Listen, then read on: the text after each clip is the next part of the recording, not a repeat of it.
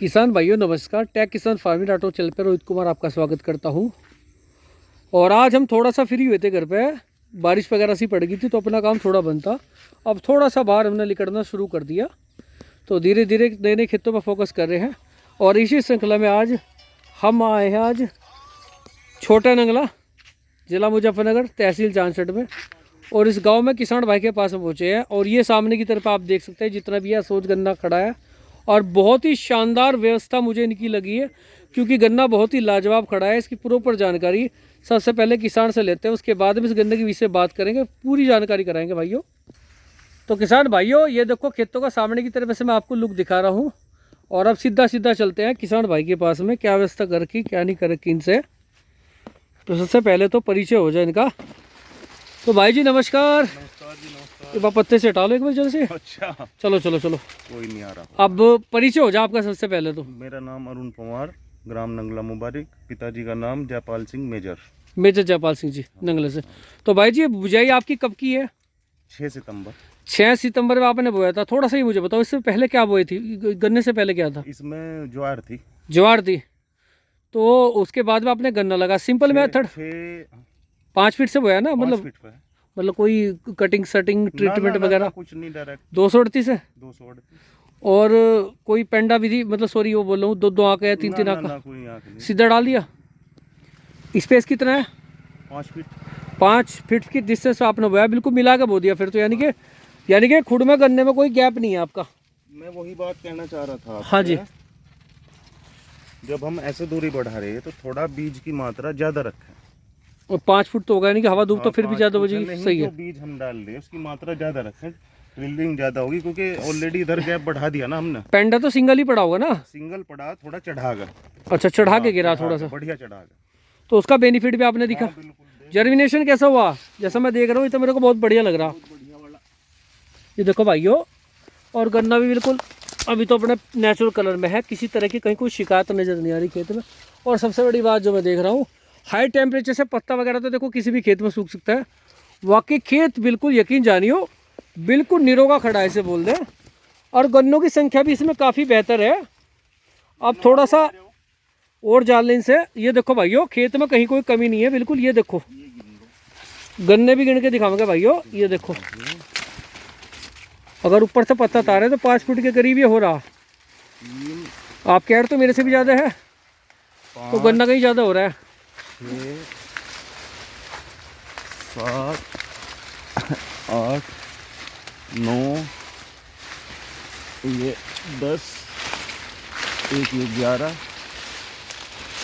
12, 13, 14, 15 गन्ने हैं जी। ये 15 गन्ने तो बहुत बढ़िया है। देखो भाइयों एक ही आंख है ये। नीचे की तरफ से एक आंख।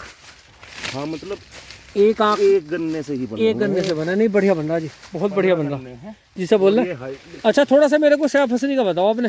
पहले तो खेत की तैयारी बताओ आपने कैसे करी? तैयारी तो सबकी सेम ही है जी, कोई कहने लगो मैं अजी नहीं, वो गहरी जुताई भी तो करवावे ना लोग बाग। गहरी जुताई के लाभ बताओ। तो जो अपना खेती करेगा, सीजनर वगैरह भी चलवा दें? ना कुछ नहीं। वो 5 ट्रेन वाला हल से। अच्छा अच्छा, ट्रेन से खुद निकाल ले। और फर्टिलाइजर वगैरह तो? हाँ वही बता रहा हूँ। इसमें बुआई के टाइम सरसों की खली डाल ली थी 25 किलो। कितना पोर्शन है करीब? 3 बीघे। तो 25 किलो डाली आपने? 5 दड़ी रखी थी वो सारी। बस खड़ तो लोग बाग बहुत कम लोगों की जानकारी है डालते हैं, फिर भी मैं जानना चाहूँगा खड़ का रीजन क्या है, या खल में क्या चीज़ है? देखो आप सामने, मुझे भी किसी ने बताया था, सलाह दी थी। क्या जी? खल डाल के देखो।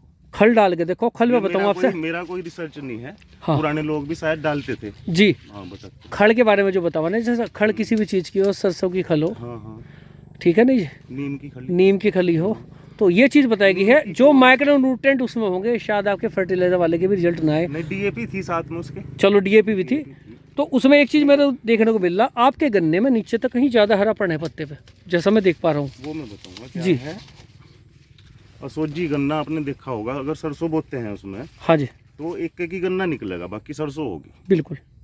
जब सरसों कटी थी इसमें लगभग 12 से 13 गन्ने, 11 गन्ने, 8 गन्ने, 9 गन्ने, 6 गन्ने बने हुए थे। हाइट कितनी थी करीब? उसका कारण है हाइट सरसों से ऊपर। सरसों का रिकॉर्ड क्या है आपका? सरसों का 1 कुंटल का बीघा। अच्छा, गन्ना और सरसों साथ में हुई आपने? हाँ नहीं। हाँ ये हो चीज़ हो, बताओ थोड़ा सा। सितंबर में आपने गन्ना बोया? सितंबर में गन्ना बो दिया। चलो ठीक फिर है। इसकी जो है बारिश होगी, बताओ मतलब सॉरी बताओ बोया 3 दिन बाद ही बारिश होगी। हुड्डों में पानी भर गया, मतलब सूखे में बो के पानी दिया था। अच्छा अच्छा हाँ, अच्छा फिर अच्छा, बारिश होगी। चलो कोई नहीं, ये जम गया। जमने के बाद हमने से नुड़ाई करवा दी। ठीक है फिर इसे पहला पानी जब दिया, फिर इसमें फिप्रोनिल, डीएपी और यूरिया। ठीक है। ठीक है जी। फिर सरसों जो हमने बोई, इसमें लगभग ये 50 दिन का हो गया था। 5-6 गन्ने इसमें बन चुके थे, यानी 2 या 3 पानी से आगे थे ठीक है। पहले ही। तो ये काफ़ी, यहाँ ये हाइट थी इसकी गन्ने की। हाँ चलो गन्ना जम कर गया हाँ, आपका जब फिर। टिलरिंग होगी थी। बढ़िया लगे हाँ जी। हाँ जी, हाँ जी।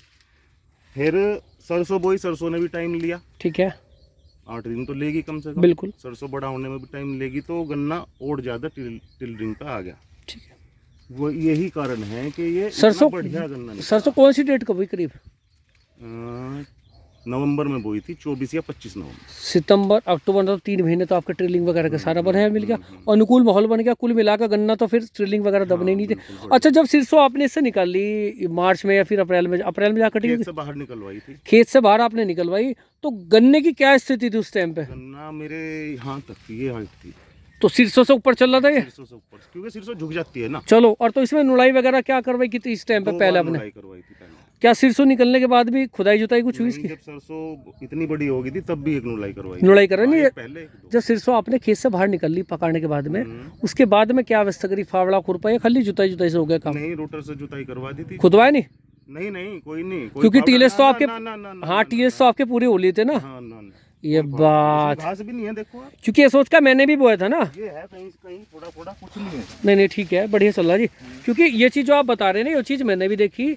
अगर टीएस वगैरह आपने शुरू में पूरे करा ली ना, सिरसों थोड़ा सा लेट बुआई में कर दी, तो फिर तो आपने खाली जुताई करनी, क्योंकि सिरसों जब निकलती है ना वो घास सारा ऑटोमेटिक अपना आप ही खत्म हो जा। बल्कि अब इसमें दूसरी बार चूना लगवाना शुरू कर दिया। अच्छा मिट्टी आपने चढ़वा रखी कि किस चीज़ से चढ़वाई?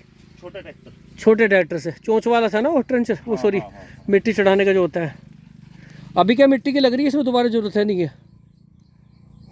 फावड़े से लगवाऊंगा एक बार। फावड़े से लगवाओ एक मिनट मिट्टी की। देखो ये चीज़ कहूँ आपसे, मुश्किल ये चीज़ लॉक होनी चाहिए, वैसे रुकना मुश्किल हो जाएगा। बिल्कुल ऊपर तक लग जाए मिट्टी तब बढ़िया रहेगा।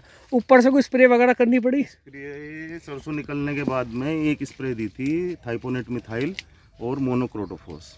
एक कीटनाशक हो गया, एक फफूंदीनाशक हो गया। एक ही बार करी? एक दूसरी स्प्रे भी ये बारिश से पहले करी। कौन सी? प्रोफैक्स सुपर।